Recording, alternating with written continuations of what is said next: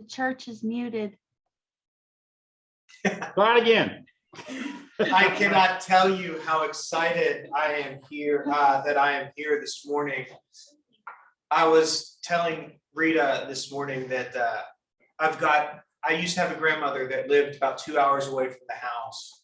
And she, I love to go visit her because we would go with my uncle up into the mountains in his Jeep. We'd go to, I would ride on the back of my cousin's motorcycle. We would do all this, eat corn on the cob, have all this good Appalachian West Virginia food that was just country. And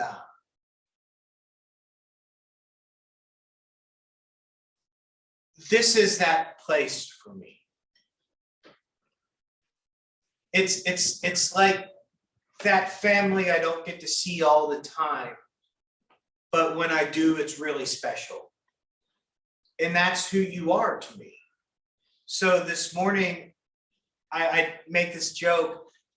I almost got here an hour early, just because I was so excited to be on the road, to be here, to see people that I've loved for so long, who have seen me in all the different stages of my ministry in Unitarian Universalism, in Universalist Unitarianism. And God, I'm happy to be here this morning. Thank you so much for opening the door for me.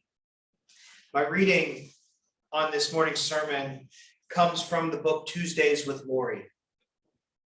If you've never read Tuesdays with Morrie, it is a book by Mitch Albom who tells the story of his professor's struggle with ALS and the process that he took to live out the fullness of his life, even through ALS.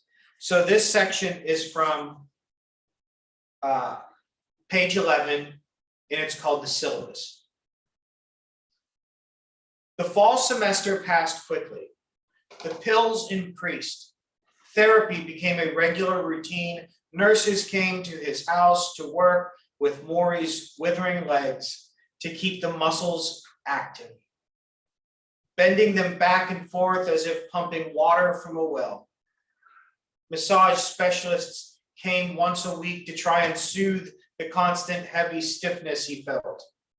He met with meditation teachers and closed his eyes and narrowed his thoughts until his world shrunk down to a single breath, in and out, and in and out. One day, using his cane, he stepped onto the curb and fell over into the street. The cane was exchanged for a walker, and his body weakened. The back and forth to the bathroom became too exhausting, so Morrie began to urinate into a large beaker. He had to support himself as he did this, meaning that someone had to hold the beaker while Morrie filled it. Most of us would be embarrassed by all this, especially when some of his close colleagues would visit. He would say to them, "Listen, I have to pee. Would you mind helping? Are you okay with that?" Often to their own surprise, they were. In fact, he entertained a growing stream of visitors. He had discussion groups about dying, what it really meant, how he'd always been afraid to do it without necessarily understanding it. He told his friends that if they really wanted to help him, they would treat him not with sympathy, but with visits, phone calls, a sharing of their problems the way they always had shared their problems. Because Morrie had always been a wonderful listener. For all that was happening to him, his voice was strong and inviting. His mind was vibrating with a million thoughts. He was intent on proving that the word dying was not a synonym with useless. The New Yorker came and went, although the new year came and went, and although he never said it to anyone, Morrie knew this would be the last year of his life. He was using a wheelchair now, and he was fighting time to say all the things he wanted to say to all the people he loved. When a colleague at Brandis died suddenly of a heart attack, Maury went to his funeral. He came home depressed. What a waste, he said. All those people saying all those wonderful things, and Irv never got to hear any of them. Maury had a better idea. He made some calls, he chose a date, and on a cold Sunday afternoon, he was joined in his home by a small group of friends and family for a living funeral. Each of them spoke and paid tribute to my old professor. Some cried, some laughed. One woman read a poem. My dear and loving cousin, your ageless heart, as you move through time, layer on layer, tender sequoia. Maury cried and laughed with them, and all the heartfelt things we never get to say to those we love. Maury said that day, his living funeral was a rousing success. Only Maury wasn't dead yet. In fact, the most unusual part of his life was about to unfold. Thus ends the reading for today's service.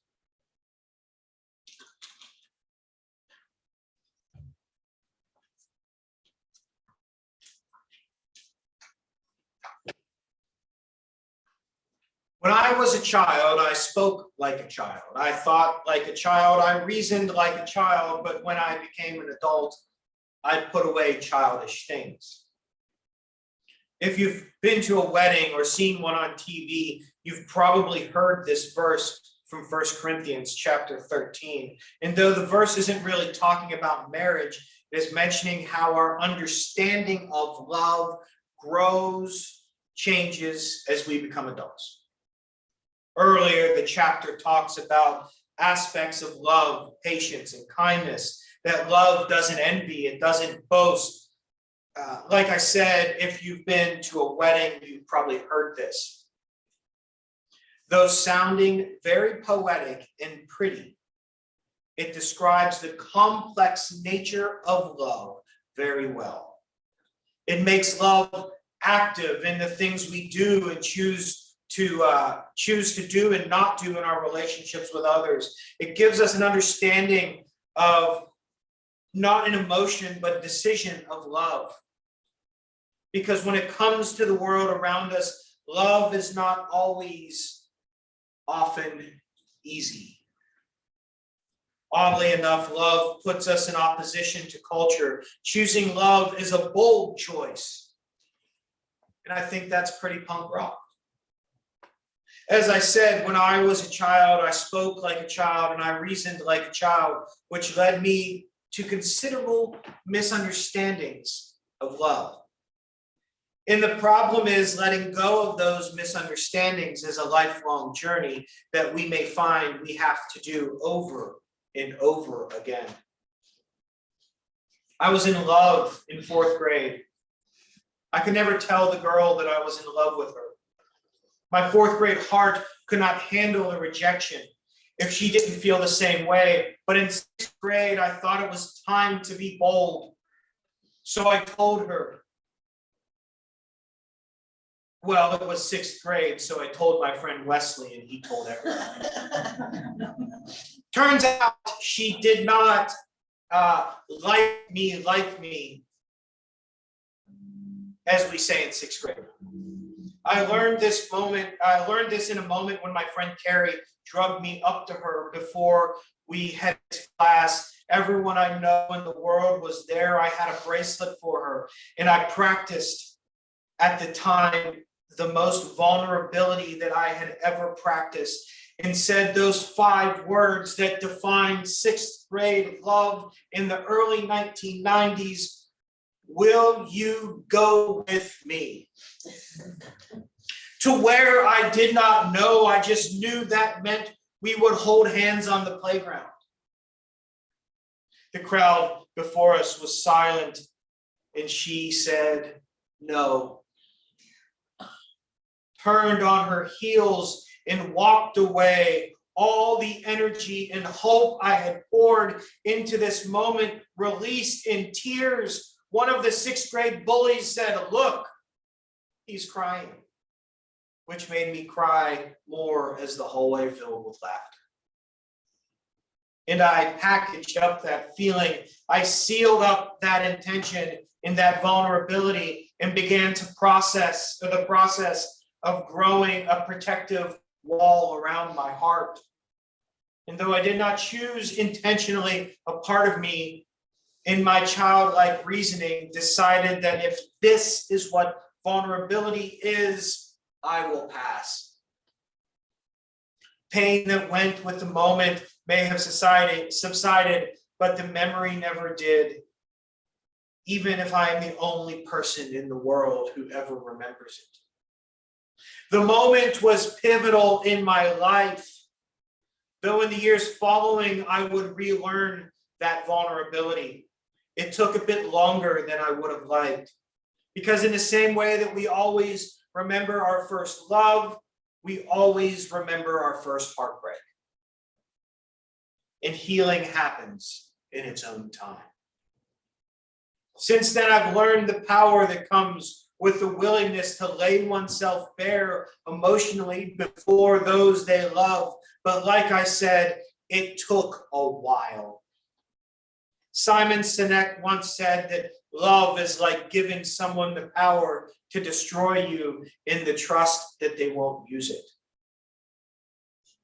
Because love and trust go hand in hand, and both require a feeling of safety. Building that love of hearts, or building that level of trust, is a dance, and at every level we show our grief in all the broken hearts that came before. The soft parts of our soul that must always be handled with kids' gloves. I took some time in my young adulthood to explore this, reading the book Tuesdays with Morrie. Tuesdays with Morrie, a book by Mitch Albom, following the death of Mitch's old professor, Morrie Schwartz. Morrie, a professor at Brandeis University, was diagnosed with ALS, also known as Lou Gehrig's disease. Of ALS, Albom says this: ALS is like a candle. Often it begins with the legs and works its way up. You lose control of your thigh muscles so that you cannot support yourself standing. You lose control of your trunk muscles so that you cannot sit up straight. By the end of it, if you're still alive, you are breathing through a tube in a hole in your throat, while your soul, perfectly awake, is imprisoned inside of a limp husk. My mother, the last time I went home, was thinking out loud, saying, "I don't know what's worse, dementia, where you have your body but lose your mind, or ALS, where you have your mind but are trapped in your body." Mentioning these things, I can feel the anxiety rise in my body, and you may feel something similar. It's important to note, to feel. In fact, let's take a moment to note that, feel that anxiety. That's vulnerability. It might come through as anxiety and fear, but it is vulnerability. UU Minister Forest Church defines the purpose of religion as being alive, knowing that one day we will die. This isn't a new idea. The idea is itself central to many, if not all, religions. I personally think a better way to put it is, how do we give life meaning for as long as we have? Morrie one day, interviewed by Ted Koppel, defined his purpose, saying, "Ted, when all this started, I asked myself, am I going to withdraw from the world like most people do? Am I going to live? I decided I'm going to live, or at least try to live, the way I want, with dignity, with courage, with humor, with..." There are some mornings when I cry and mourn for myself. Some mornings when I'm so angry and bitter, but it doesn't last too long. Then I get up and say, "I want to live." Ted asked him he dreaded the most what was happening. Maury asked if he could say on television, which we know means Maury was about to curse. So if you cover someone's ears, now would be the appropriate time. He looked at Ted Koppel in the eyes and said, well, Ted, one day soon, someone's going to have to wipe my ass. I don't think that this is a surprising response. When I worked in hospice, I learned that nursing assistants build strong relationships with their patients because they were trusted to see them in the most vulnerable state, and that creates a bond. Later, Maury would tell Mitch he struggled so much with the idea because he struggled with dependence. A few weeks after that, Maury would lose his battle with wiping his own behind. All the personal things one does for themselves were taken from him when he asked his wife to do it for him since he couldn't reach. Album asking how he stayed positive, Maury replied, "It's funny, I'm an independent person, so my inclination was to fight all of this. Being helped from the car, having someone else dress me. I felt a little ashamed because our culture tells us we should be ashamed if we can't wipe our own behind. But then I figured, forget what culture says. I have ignored culture much of my life and I'm not going to be ashamed. What's the big deal?" I've thought a lot about that lately. About dependency and vulnerability. Over the last few years, I've watched the strongest and toughest people in my life give way to, among other things, cancer and dementia. There is something nerve-wracking about watching that decline. It makes me want to close off. It makes me want to shut down and to build a wall buttressed in fear. To know that these things happen to others and now those others, and some of them, are gone. I had to drive home a few times this past year. It's a long drive. I used to call family on the drive and talk like we were sitting next to each other, but as time went on, I realized there were fewer and fewer people to call. Sometimes it's like that love and support has been taken from me. Brene Brown relates this to a cultural problem called scarcity. Often when I preach about scarcity culture, I'm talking about the idea that there isn't enough to go around. And even though the numbers disagree, when I think of scarcity, I think of food, housing, toilet paper during a pandemic. But she takes it a different direction. Brene Brown begins her talk setting up a traditional movie scene. It's Christmas time, there's snow outside, mom and dad are in the front seat of a car, Jingle Bells comes on and everyone starts singing. In this perfect family moment, she asks what happens next to all the people in the audience, and they said, a car crash. And she said, that's the response of 60% of the people she asks. The response is indicative to our fear and some internal need to protect ourselves from a loss. And we do that by choosing to be alone, by rejecting vulnerability in relationships. She talks about the culture practicing scarcity around vulnerability, a culture that reminds us regularly that we are not enough. A girl turned me down in 6th grade. I'm not enough. I was a C student in middle school. Not enough. C student in college. Not enough. I've never had enough money. I'm not enough. I had a bad evaluation. I'm not enough. I'm filled with anxiety. I'm not enough. I'm depressed. I'm not enough. And the more I go down the list, I can't help but conclude that there is something wrong with me. I'm not enough because I'm broken. And if I let people see that brokenness, they will know it. And they will, and there I will be again in 6th grade with everybody laughing at me while I cry. It doesn't take long watching television to see this message being repeated over and over again, targeting specific audiences I'm watching an NCIS marathon on Ion with my parents. I see commercials about life insurance saying that you never have enough, reverse mortgages because you never saved enough, or gold because the apocalypse is going to come and cash money won't matter anymore and you won't have enough. When I was a kid, I learned that my brain was an egg and a skillet was drugs. For any woman to love me, I had to buy her diamonds. Video games will turn me into a violent sociopath. If I wear the wrong colors, people will think I'm in a gang, and that there was a pedophile behind every door. And if I wasn't careful, I would end up dead, because death was not just around every corner, but stalking me every moment. That feeling translates to adulthood when my children became teenagers and started going out. I even called my dad once and asked him how he handled it, because all I could imagine were car crashes.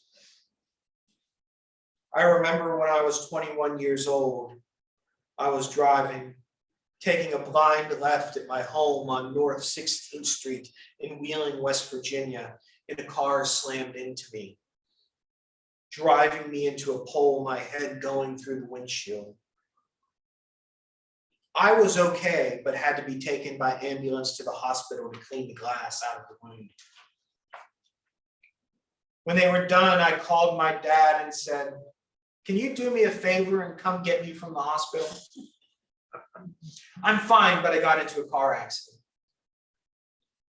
He told me something I wouldn't learn until I had children of my own. See, he worked at a factory on the road the ambulance has to travel to get to the emergency room.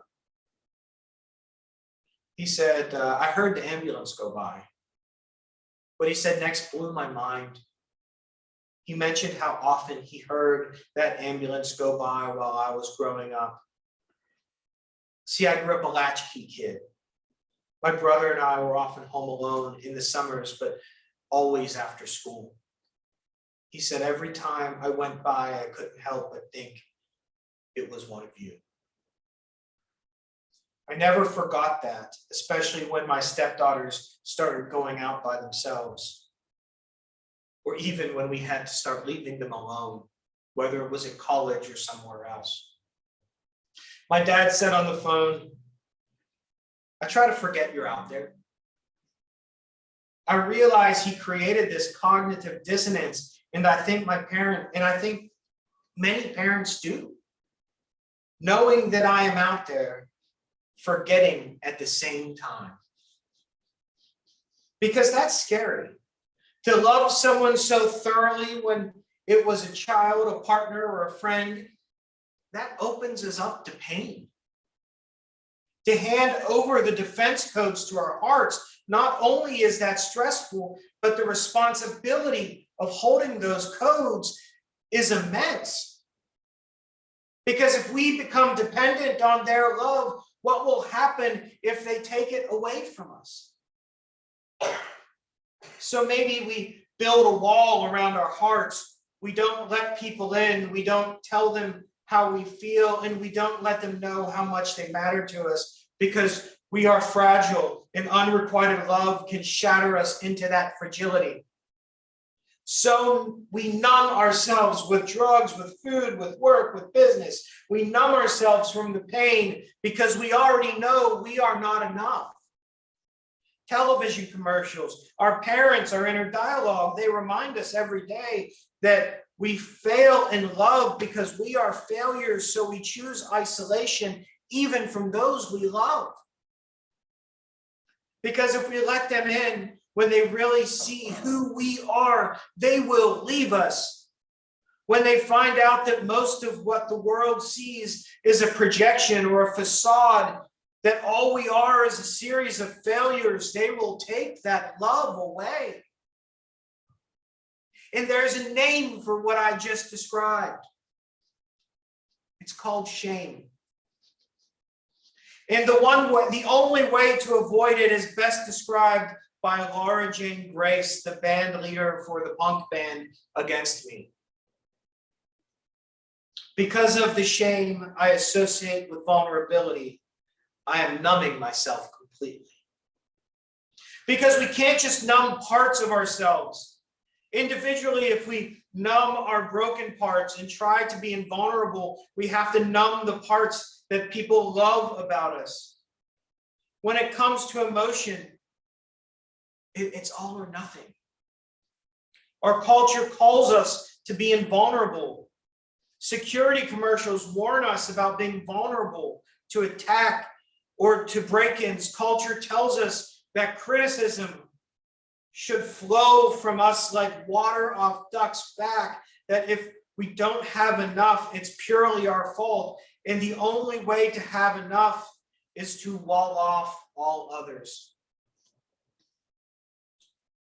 But then maybe there is something I can learn about that. If I assume that I am not enough, and you assume that you are not enough, and everybody else assumes that they are not enough, we may realize that if nobody is enough, everybody is enough. Make sure you hear what I'm saying. If nobody is enough, then everybody is enough. And that is in opposition to a culture that tells us we are alone and the only way to survive is to worry about number one. Sure, there are people out there ridiculously healthy who know they're enough. But if that's the case, they can probably see that we're actually enough too. If culture tells us to be invulnerable to everyone, choosing vulnerability is punk rock. Sadly, we have for far too many years associated vulnerability to aspects of toxic masculinity. And then when I was a child, I thought like a child, but now I'm an adult. I don't know if it's any easier, but I know that I am my best in community, that I am my best self. And that means I have to change that childhood programming. But Simon Sinek says, trust is a dance. It isn't one. Maybe vulnerability is the same, because even though sometimes we have to step out with faith in our relationships, we can use wisdom to help us do that. Over time, we find that relationships, friendships, families, those will end, are in a state of never-ending renewal. What I mean is we are willing to be vulnerable, willing to put ourselves out there. Family and friends renew themselves. Because of my career, I've moved many times, but I've always found community everywhere I went. I remember the first time I moved to Jackson, Mississippi, Memphis, Tennessee, Searcy, Arkansas. I found that when I left, I was an integral part of every community I was a part of. And I always found a community to be a part of. I always found friends, even when I thought I was alone. So this idea that we are not enough, I guess I would say nobody is enough. And that's why we do it all together. True relationships require vulnerability. They require someone to know our soft spots. And sure, we get to choose that person, and maybe we should choose wisely. But no matter how calculated we are, we will have to step past a gulf and allow ourselves to be hurt. And we may be, but love is understanding that that the benefits outweigh the difficulty. The pluses outweigh the minuses.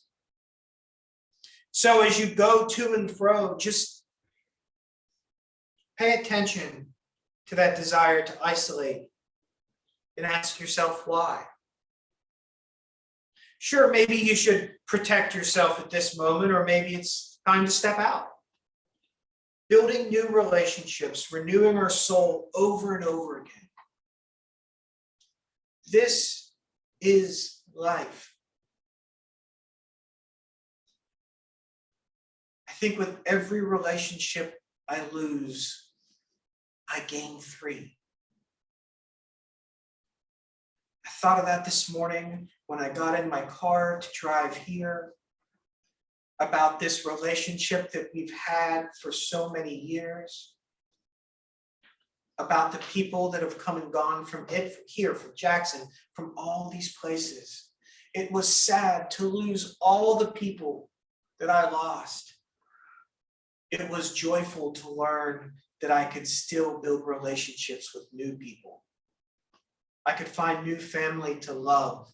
I could find new friends to hope with. And if I'm lucky, there'll always be a group of universalists out there who understand that love is the center that tells us we are all okay. Thank you for listening.